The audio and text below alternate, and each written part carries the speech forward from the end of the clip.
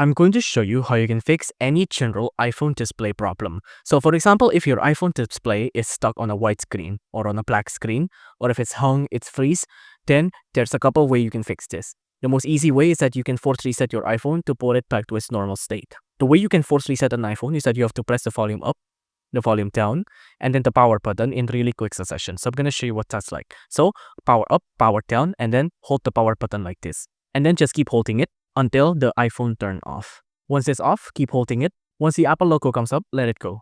And now you can see the iPhone has resetted back into its original state. So now it'll be okay again. So if your iPhone was stuck on a white screen or on a black screen, then force resetting it will be the correct solution. But if your iPhone is having display issues, like for example, it has vertical lines like these or horizontal lines like these, then it may be a hardware issue. Hardware meaning you can't fix this by tweaking any settings. There is rare cases where you can fix those kind of issues by tweaking the software, but mostly those kind of problems happen because your hardware is having issues. So your actual screen is broken or cracked. So if that happens, then you will need to go to a repair shop. But you can also do a couple of software first to make sure that it is a hardware problem.